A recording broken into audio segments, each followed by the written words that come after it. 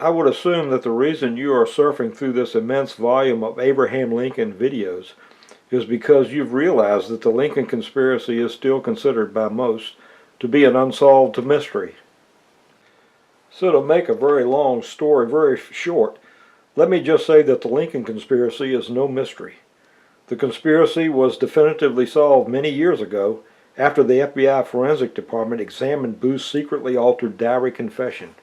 But the FBI report is a forensic report. It's an autopsy of Booth's diary, and it's confusing because it's written that way. It's not an investigation. It was providing lab assistance to the Department of Interior, which had access to the diary.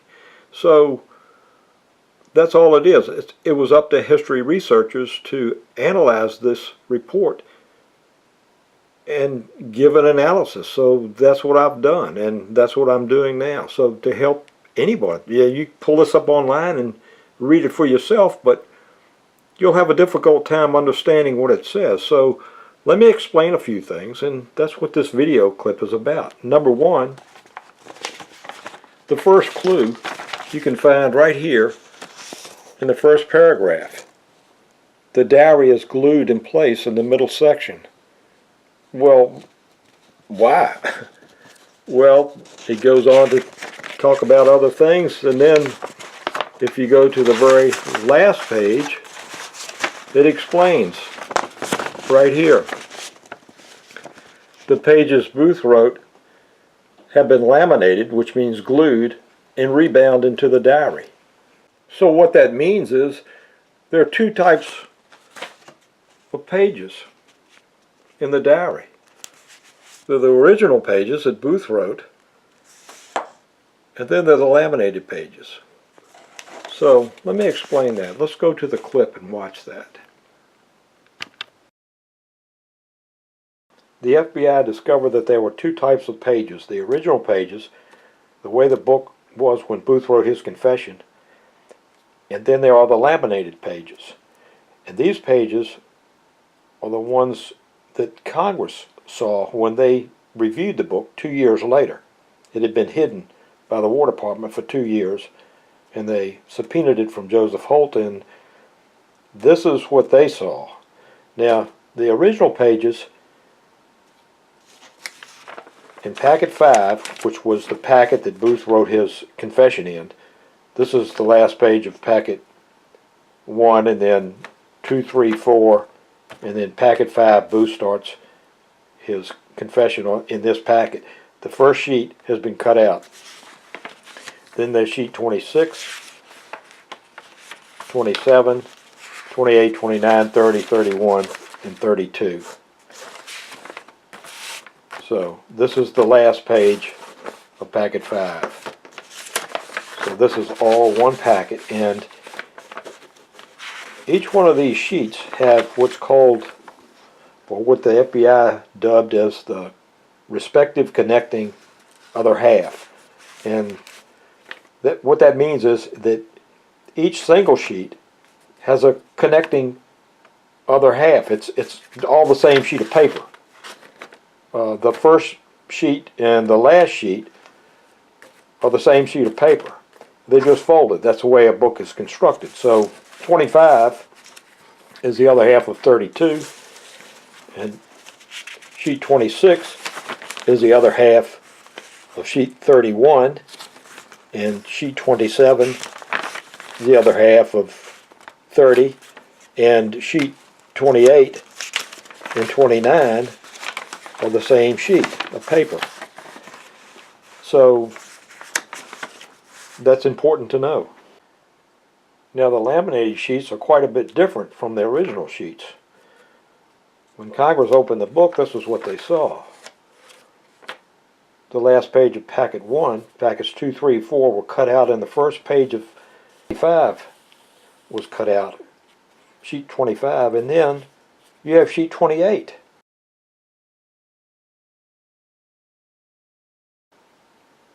Where's 26 and 27? 29, 30, 31, the last page Booth wrote. blank on this side, and then sheet 32. That's the way they look now. And that's the way Congress saw it. And that's the difference between these two sheets.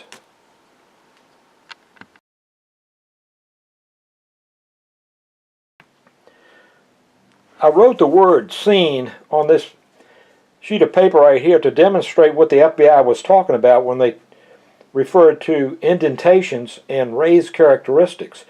When you write on a sheet of paper, the impression from that writing is seen on the back page of that sheet as a raised characteristic, and as the page darkened, you can see where they collected dirt and it began to look like invisible writing. And this is an example. You can see that these raised characters collected dirt and oil, and you could see it in mirror image. And this was on the page, and they wondered, was Booth trying to leave a secret message? No, that was just happened over time when the page is darkened. You can see right here on the page underneath the first page that I wrote. There it is, right there. The page darkened, and the indentions remained clear, and it looked like invisible writing. And then on the back side, there it is. I collected the dirt. So that's what the invisible writing was all about. And what that established was that from that you could tell exactly which pages were on top and which pages were on the bottom when they were written. And that was very important. The laminated pages only have 12. Sheet 25, 1, 2, 3, 4, 5, 6, 7, 8, 9, 10, 11, and 12. Sheet 32. Laminated pages 12, original pages 16. 2 sheets or 4 pages have been taken out of the laminated pages, and one sheet, sheet 29, is completely blank front and back. That's 6 pages of text removed from the center of Booth's confession.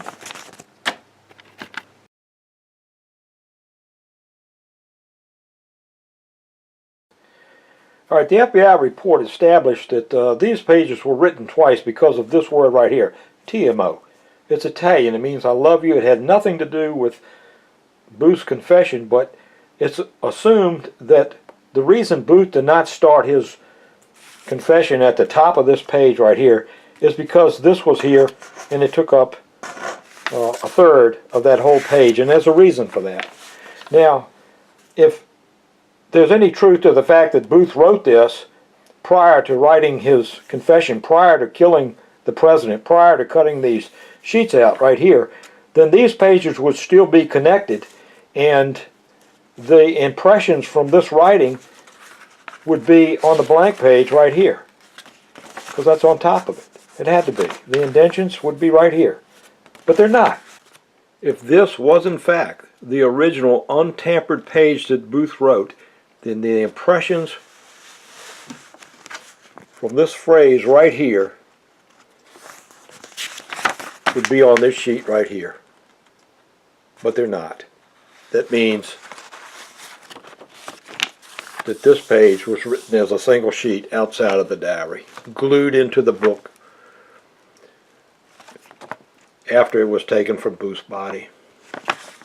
On the second page, this page right here, there were impressions from this page on this page. That means that when this page was copied over, it was a single sheet laying outside of the book, and it was laying on top of this page like this. That's the only way that the impressions from this writing could be on this page, is if both of these were single sheets and this was turned over like that. And the report also says that the last page Booth wrote, sheet 31, The impressions from that writing can be seen on the two sheets underneath it, 32 and 33, which is what you'd expect if it's in the book. And these are the original pages. So when Booth wrote on the original pages, he left the impressions there. But this page was taken out and copied over, and we know that because it was copied as a single sheet, and it too, when it was copied, was laying like this, because impressions from sheet 31, June 29, can be seen not only on this sheet, but it can also be seen on this sheet, which means they were all cut out. All the laminated pages were cut out and copied outside of the book as single sheets, and then they were all put together, and then they were put in there. If Booth could not have done that. So, and another clue to that is this calendar drawing right here. Booth went to this calendar every day of his escape, and he recorded where him and David Harrell were up here, and he marked each day off, and he marks, the last day he marked was 25. He was killed on the very early morning of the 26th. Hours before he was killed, he marked off 25. That means he's going to this page every day. There's no reason why this page would be left blank, and the impressions from this page right here, if it were in the book, would be on this page. The FBI found out that these pages are forgeries, and the only people who could have forged this book are the people who had it. When Everton Conger, the detective who shot Booth and recovered his diary, he recovered the original pages. But when Congress reviewed the book 2 years later, there were laminated pages. So the only people who could have done this was the military prosecution, the same people who investigated the murder and conducted the conspiracy trial, the same people on the cover of my book. These men right here, they're the conspirators that everybody has been looking for 15 decades. And the FBI found them some 40 years ago now, and the public still doesn't know it. A lot of people that knew this story, or nobody knew the whole story, but they knew little parts of it. And who do you tell? I mean, what difference does it make? And then it all just fades away, because it's just like me in this book.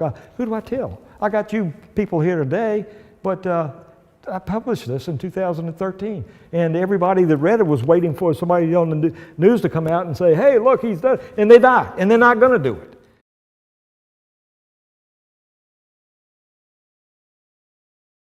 Why the resistance? Because I'm the only one to profit from this. They've already got their story. All of them have written this story. And it's not this story. And this story makes every one of those books in Ford's Theater obsolete. Publishing companies don't have this book. I published this myself because they wouldn't publish me. And I wrote it myself because I couldn't get any scholars to write it. Because they would lose their job. They wouldn't be head of a history department. They wouldn't get published again. If they said that the men on the cover of this book killed Lincoln, no, we're not gonna change our history like that. So I had to do it like this. I'm the only guy who could have done it. I came in under the radar.